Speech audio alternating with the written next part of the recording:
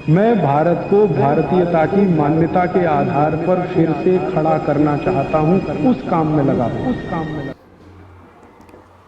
दोस्तों, हम लोग बार बार इस बात को कहते हैं कि हम सब मिल कर के भी अगर राजीव भाई बनना चाहें तो भी नहीं बन सकते, क्योंकि वो शब्द, वो लय, वो वाक्य कैसे पिरोएंगे, जो उनकी वाणी में ताकत थी, वो भला हम लोग कैसे दिखा सकते हैं।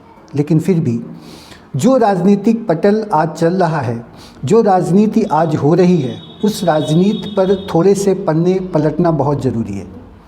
क्योंकि पिछले 20-22 सालों के अंदर जितनी बार भी चुनाव आता है वो हमेशा जातिवाद के ऊपर होता है या भगवान राम की कथाओं के ऊपर होता है। वैसे ही इस बार भी आप लोगों को देखने को मिल रहा है। लगातार चारों तरफ से जातिवाद के फड्डे उठने लगे हैं। पहले हिंदू मुस्लिम होता, अब इसके बाद जो प्रक्रिया होती है वो हिंदुओं में आपस में फूट डालने की पूरी बातें चलती हैं। और इस बार जो हो रहा है वो पहली बार नहीं है, ये आप पिछला भी इतिहास देखोगे तो आपको वो दिखाई देगा। ये समीकरण अंग्रेज़ों का फूट डालो और राज्य करो से ही लिया गया है। दोस्तों, भुखमरी पिछली बार क्यों आई थी, मैं अपने मुख से कहूँ तो फिर अच्छा नहीं लगता।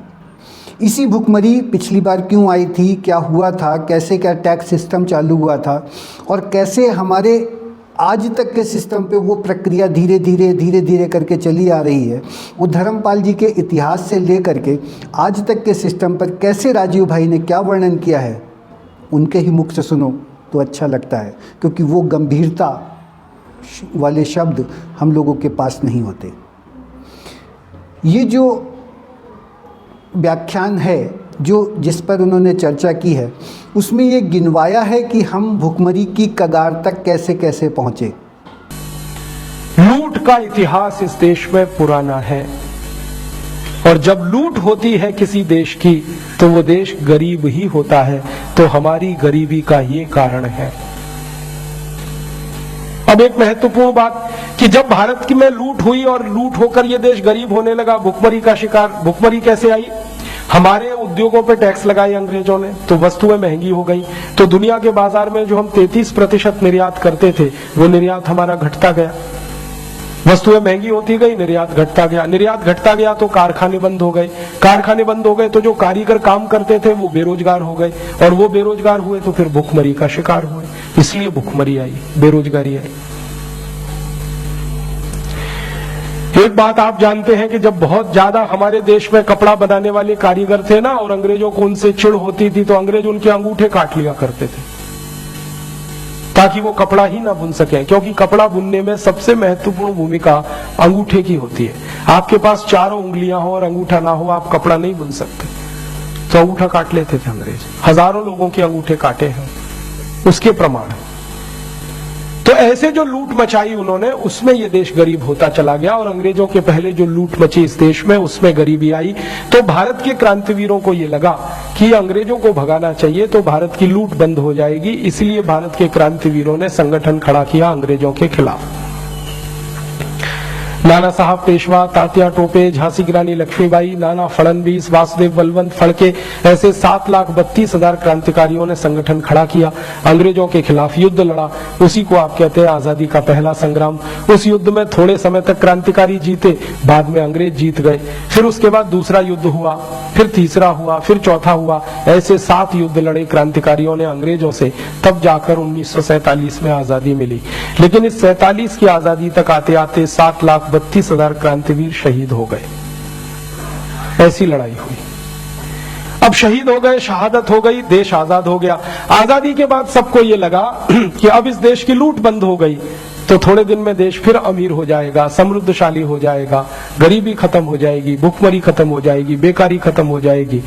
लेकिन लोगों को ये नहीं मालूम था, क्रांतिवीरों को ये नहीं मालूम था कि जिन गोरे अंग्रेजों को वो भारत से भगा रहे हैं, इसी देश में काले अंग्रेज पैदा हो जाएंगे जो देश को लूटेंगे।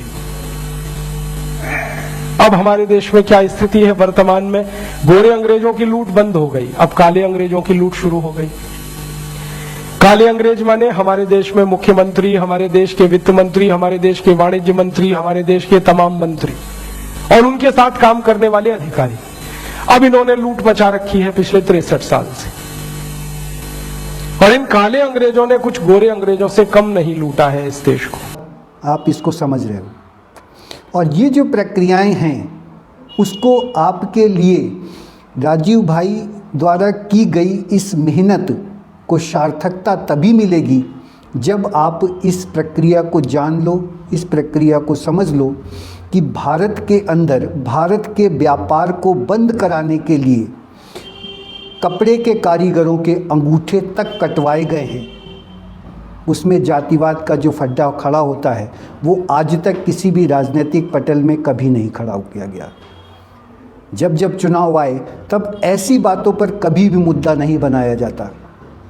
शिक्षा व्यवस्था को लेकर के आप देख लो, उस बातों को लेकर के कभी मुद्दा नहीं बनाया जाता कि सुभाष चंद्र बोस ने कलेक्टर की नौकरी पर टॉप करने के बाद आखिर त्यागपत्र क्यों दिया। ये मुद्दा कभी राजनीतिक पटल पे नहीं होता। लेकिन सुभाष चंद्र बोस की पोस्ट जो थी, उसी पोस्ट की तैयारी कराने वाला आज वाल्मीकि रामायण तक पे प्रश्न उठाता है। और क्या कहें नेताओं को हमारे, जिनको संदर्भ नहीं पता, जिनको किसी के बारे में कुछ नहीं पता, और उसके बाद वो उस समीकरण पे प्रश्न उठा देते हैं जिस समीकरण पर उनको बात करनी भी नहीं आती। तो इस विषय पर आप सोचो, समझो, और इस चुनावी माहौल को अपनी जातिवाद तक मत खींचने दो, क्योंकि वैदिकता के आधार पर जो धर्म की परिभाषा बताई गई है उस धर्म की परिभाषा को गणित के माध्यम से सुनो और समझने का प्रयास करो। सभी को आभार है, सभी को धन्यवाद।